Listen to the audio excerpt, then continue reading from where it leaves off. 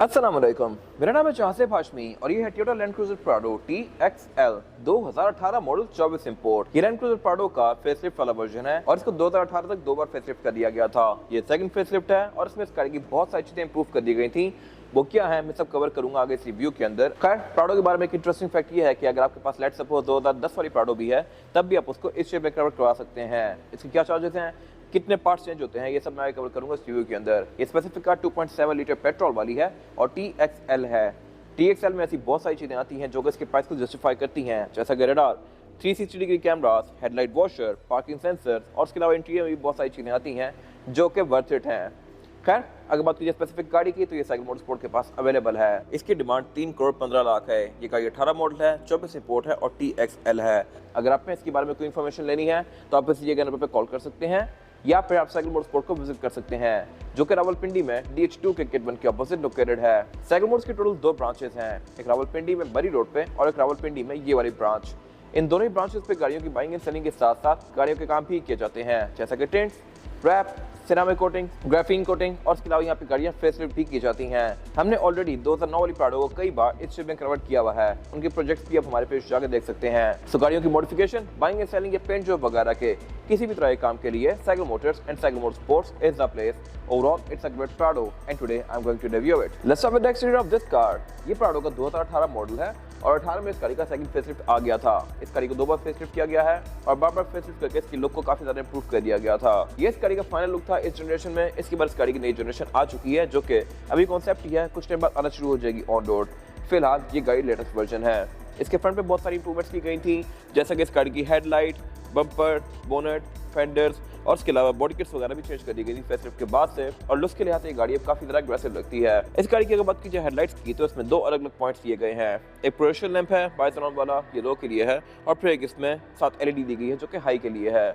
इसके अलावा फिर इसमें DRL आ गई थी जो कि काफी सब्सटेंशियल है और इसके अलावा इसकी लुक भी ऑल टुगेदर डिफरेंट है। बाकी इसके बम्पर में भी काफी ज्यादा शार्प कर्व्स दे दिए गए हैं। फॉग लैंप भी फेसलिफ्ट के बाद से LED में आ रहे हैं और इसके अलावा ये गाड़ी TXL है तो इसमें फीचर भी काफी सारे दिए गए हैं। इस तरह से इसकी हेडलाइट के नीचे हेडलाइट वॉशर भी दिया गया है। फिर इसकी हेडलाइट में ऑटोमेटिक वाले 2 फीचर आते हैं। एक तो ये डे और नाइट को सेंस करके ऑटोमेटिकली ऑन और ऑफ होगी और इसके अलावा दूसरा फीचर ये है कि इसमें ऑटो लेवलिंग आता है। अब जब भी इस गाड़ी को ऑफ करके ऑन करेंगे तो इसकी हेडलाइट नीचे जाके ऊपर आएंगी और इसके अलावा ये ऑटो लेवल करती हैं। फिर इसके अलावा फॉग लैंप इस गाड़ी में स्टैंडर्ड ही आते हैं कंपनी से। ये गाड़ी फ्रंट में पार्किंग सेंसर्स भी ऑफर करती है और रडार भी ऑफर करती है। इसमें यहाँ पे टोयोटा का एम्बलम जो है ये प्रिंटेड है और इसकी वजह यह है कि इसके अंदर सेंसर्स आते हैं जो कि इस गाड़ी के बहुत सारे फीचर्स को इनेबल करते हैं। वो क्या है मैं आगे कवर करूंगा इंटीरियर में जाके। फिर इसके अलावा ऊपर इसकी विंडस्क्रीन में एक और सेंसर भी दिया गया है। ये बेसिकली इसके रेन सेंसिंग वाइपर्स का है। वाइपर भी इस गाड़ी में रेन सेंसिंग आते हैं। फेसलिफ्ट में इस गाड़ी के बोर्ड के अंदर ये 2 काफी स्ट्रॉन्ग हब्स दे दिए गए थे, जैसा कि LC V8 में आने से इस एरा की, और ये इसकी लुक को पहले से बहुत ज्यादा बेहतर बनाते हैं। इसके बाद अगर बात कीजिए इस गाड़ी की साइड प्रोफाइल की तो TXL में फीचर्स काफी डिसेंट आते हैं। लुक्स के लिहाज से गाड़ी बहुत अच्छी है ही, बट स्टिल फीचर्स के लिहाज से वर्थ इट है। और इसमें रिम भी 19 इंचेस के आते हैं। इससे छोटे वर्जन में या प्री फेसलिफ्ट कार्स में रिम 18 इंचेस के आते थे। इसके अलावा अगर बात कीजिए फीचर्स की तो ये साइड मिरर फीचर्स के लिहाज से काफी इक्विप्ड हैं। इस तरह से कि ये रिट्रैक्टेबल हैं, एडजस्टेबल हैं, इनमें ऑटो वाला फीचर भी आता है, ये हीटेड भी है और इसके अलावा इसमें नीचे फिर कैमरास भी दिए गए हैं। ये गाड़ी 360 डिग्री कैमरा सेटअप ऑफर करती है जो कि आपको इस गाड़ी का 360 व्यू देता है। तभी इस गाड़ी में यहाँ पे कोई मिरर नहीं है, वरना आपको इस जनरेशन की मोस्टली प्रोडक्ट्स के अंदर यहाँ पे एक मिरर देखने को मिलेगा जो कि बेसिकली पुराने वक्तों का ब्लाइंड स्पॉट मॉनिटर है जो कि आपको आगे का और यहाँ का व्यू देता है। बट जिस गाड़ी में 360 कैमरा आता है उसमें वो चीज़ नहीं आती। This car is no different. इसके अलावा इसमें फिर इंडिकेटर दिया गया है जो कि LED में है और इसके अलावा इसके फेंडर में भी काफ़ी शार्प रेक्टल लाइन्स दी गई हैं जो कि पहले नहीं आ रही थी। फिर इसके अलावा इसके साइड पे क्रोम वगैरह काफी ज्यादा फॉलो किया गया है। और अगर बात कीजिए इस गाड़ी की एब्सोल्यूट साइड प्रोफाइल की तो साइज के लिहाज से ये गाड़ी एक मिड साइज SUV है। इससे छोटी फॉर्च्यूनर आती है, इससे बड़ी लैंड क्रूजर V8 आती है 200 या 300 सीरीज। ये गाड़ी मिडिल में आती है और मेरे ख्याल से एक परफेक्ट साइज है डे टू डे यूज के लिए। इस गाड़ी को मनूवर करना भी आसान है, इसकी राइड भी स्मूथ है, कंपैरेटिवली फॉर्च्यूनर से तो ये बहुत सारा बेहतर है और फीचर्स भी ये गाड़ी काफी डिसेंट ऑफर करती है। और यही वजह है कि गाड़ी पाकिस्तान में भी बहुत ज्यादा पॉपुलर है और पाकिस्तान में बहुत ज्यादा पॉपुलर होने की मेन वजह यह है कि ये गाड़ी बहुत ज्यादा ड्यूरेबल भी है और ड्यूरेबिलिटी की वजह से इस गाड़ी की रीसेल वैल्यू भी काफी स्ट्रॉन्ग है। इस गाड़ी में एक और वर्जन भी आता है लेक्सस के नाम से, लेक्सस GX 430। वो गाड़ियाँ बहुत रेयर हैं और वो गाड़ियाँ 4.3 लीटर V8 होती हैं, जबकि ये गाड़ी प्राडो के नाम से ही आती है और इसमें छोटे इंजन आते हैं। इसके अलावा इसमें साइड पे ये प्लास्टिक के साइड स्टेप्स हैं। कुछ गाड़ियों में आप retractable side steps add on करवा सकते हैं जो कि आप परचेज करते टाइम में लगवा सकते हैं। उसके बाद ये फीचर आपको मेरे ख्याल से मुश्किल ही मिले कहीं पे।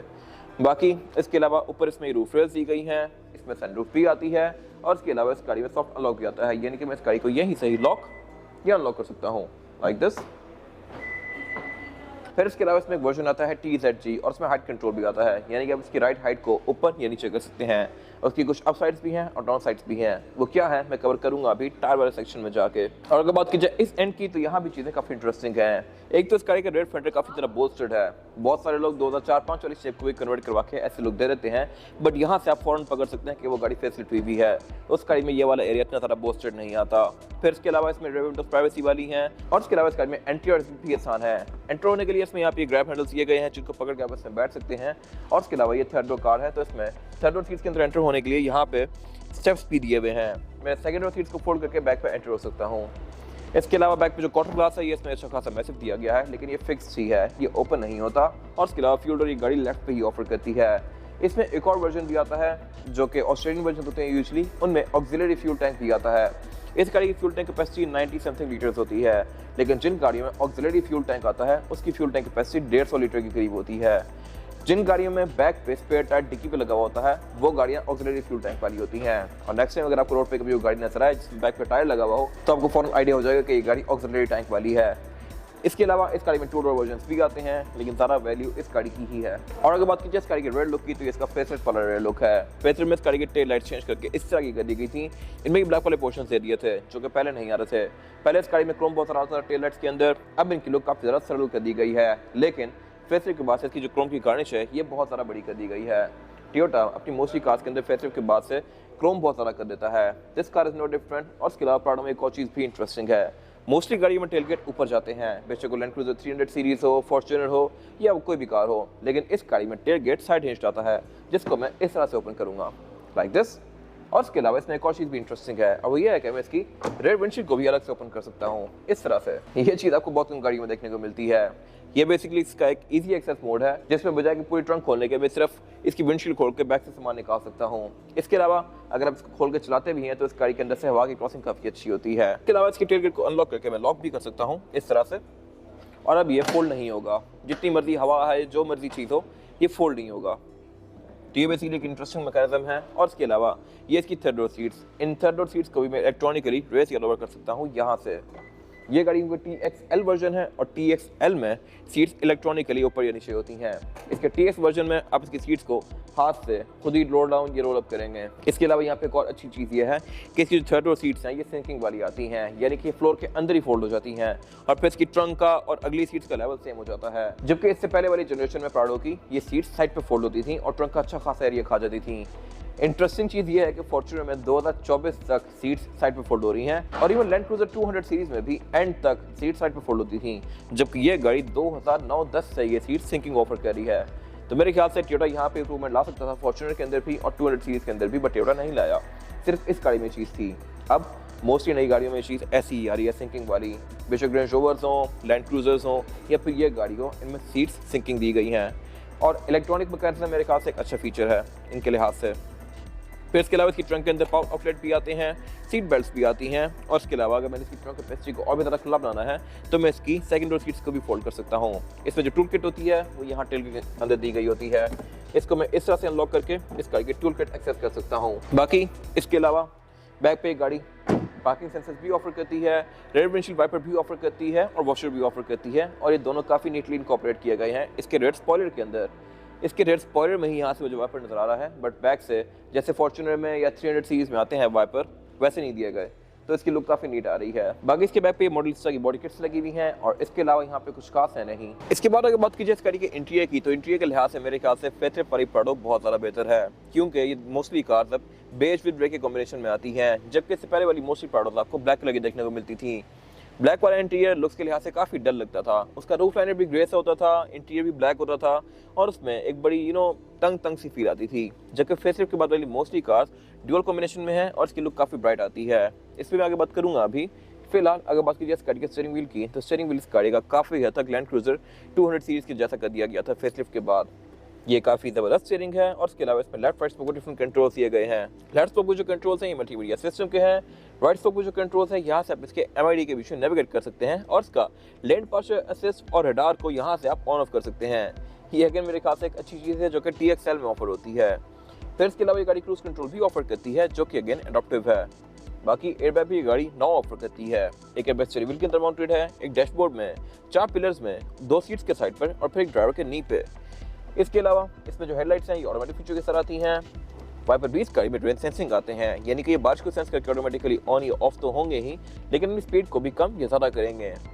फिर इसके अलावा अगर बात कीजिए इस गाड़ी के मीटर की, तो मीटर इस गाड़ी का काफ़ी हद तक LC200 सीरीज का कॉम्बिनेशन फॉलो करता है। इस तरह से कि ये ग्रे और व्हाइट के कॉम्बिनेशन के साथ है और इसके अलावा इसमें डायल्स भी काफ़ी डिफाइंड हैं। प्री फेसलिफ्ट कार्स में काफ़ी बेसिक सा आता था और इसके अलावा इसका MID भी काफ़ी इंप्रूव कर दिया गया है।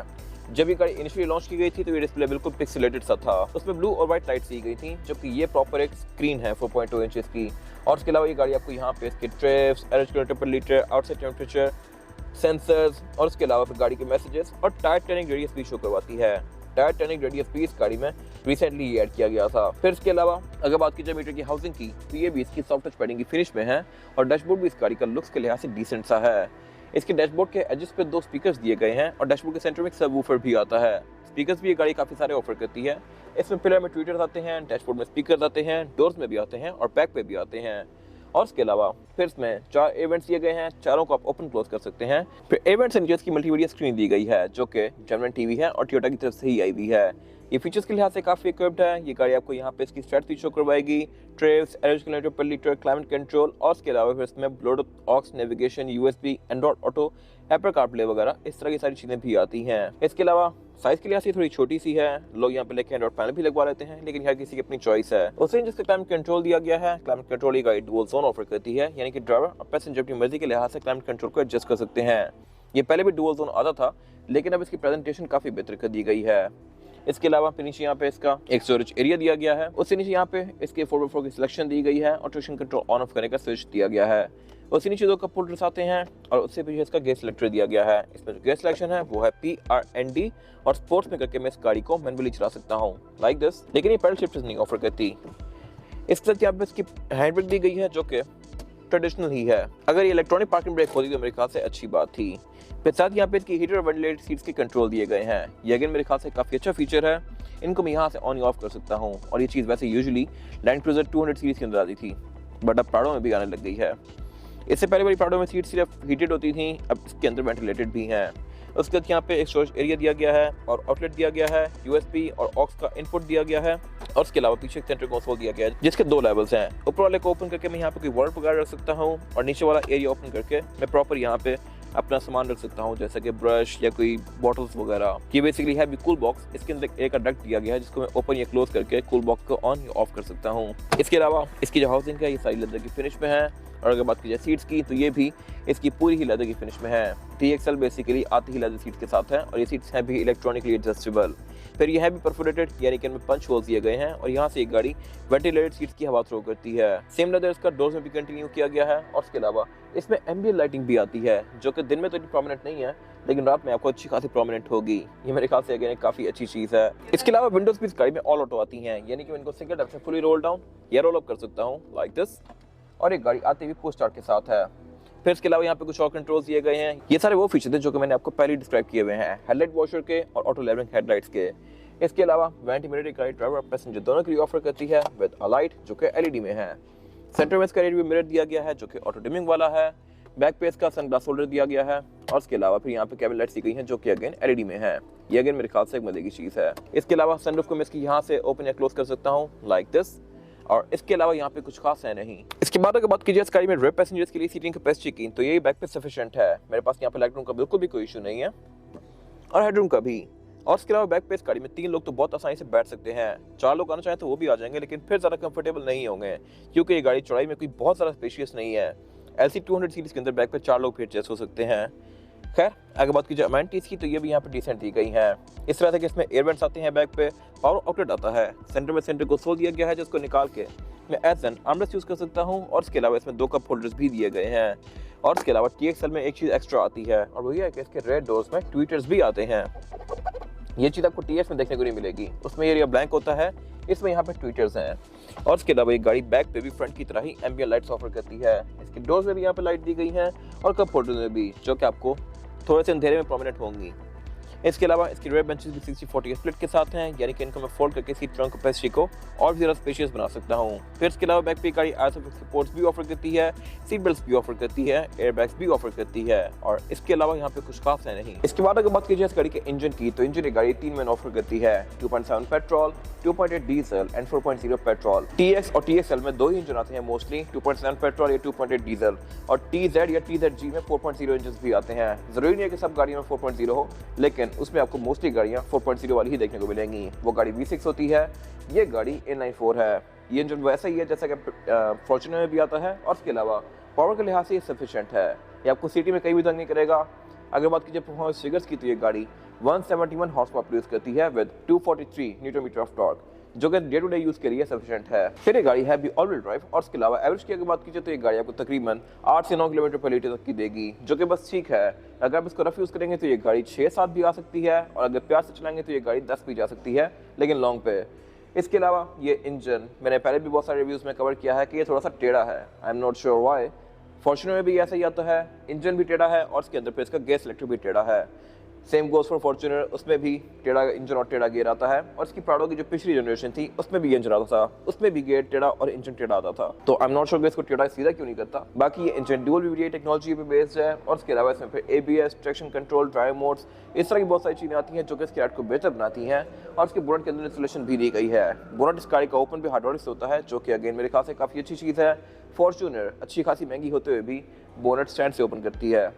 बाकी इसके अलावा यहाँ पे कुछ खास है नहीं। इसके बाद अगर बात कीजिए इस गाड़ी के टायर साइज की, और टायर साइज जो ऑफर करती है प्राडो, ये है 265, 55 और 19। इसमें जो ओरिजिनल रिम है ये 19 इंचेस का है। लोग फेसलिफ्ट करवाते हैं और वो रिम मोस्टली 18 इंचेस की होते हैं, क्योंकि डेफिनेटली टायर पहले 18 इंचेस का था प्राडो में। ये रिम लुक्स के लिहाज से काफी डिसेंट सा है और साइज के लिहाज से भी अच्छा खासा मैसिव है, और ग्रे और एल्यूमिनियम की फिनिश के साथ है। इसकी फिनिश प्रॉपर एक टोयोटा वाली है, जबकि जो लोग फेसलिफ्ट करवाते हैं वो रिम्स काफी रफ से लग रहे होते हैं, और उसकी वजह है कि वो आफ्टर मार्केट रिम्स होते हैं, वो कभी भी इसकी क्वालिटी मैच नहीं कर सकते। फिर इसके अलावा टायर्स गाड़ी में डनलॉप ग्रैंड ट्रैक है, जो कि इस गाड़ी में जेन्युइन ही आता है। आप V8 ले लें, फॉर्च्यूनर ले लें या जो मर्जी बड़ी कार ले लें टोयोटा की, उसमें आपको डनलॉप ही देखने को मिलेगा। इसके अलावा इस कार की लाइफ भी हाफ रिमेनिंग है, ये आपको 20-25 हज़ार किलोमीटर और एक अच्छी राइड प्रोवाइड करेगा। फिर इसके अलावा इस गाड़ी में सस्पेंशन नॉर्मल ही है। इसमें TZG वर्जन आता है जिसमें हाइट कंट्रोल भी आता है, आप उसकी हाइट को रेज या लोअर कर सकते हैं। उसके प्रोस ये हैं कि उसकी राइड काफी स्मूथ होती है, आप हाइट को भी एडजस्ट कर सकते हैं, लेकिन कॉन्स ये है कि उसकी कॉस्ट और मेंटेनेंस बहुत ज़्यादा है और 10-12 साल बाद जाके वो आपको काम निकालेगा। तो ये मेरे ख्याल से एक रगेड सस्पेंशन है और आपको कोई तंग नहीं करने वाला। बाकी इसके अलावा इस गाड़ी में ABS, traction control, drive modes, इस तरह की चीजें आती हैं जो कि इस राइड को और भी ज़्यादा बेहतर बनाती हैं, और इसके अलावा यहाँ पे कुछ खास है नहीं। ये था आज का रिव्यू। अगर आपको रिव्यू पसंद आया है तो इस रिव्यू को लाइक कीजिए, मेरे चैनल को सब्सक्राइब कीजिए, और अगर आपके पास गाड़ी से रिलेटेड कोई भी राय है तो उसको कमेंट सेक्शन में शेयर जरूर कीजिएगा, ताकि वो लोग जो गाड़ी लेने वाले हैं वो आपकी राय से फायदा उठा सकें। अपना ख्याल रखिएगा। Thank you.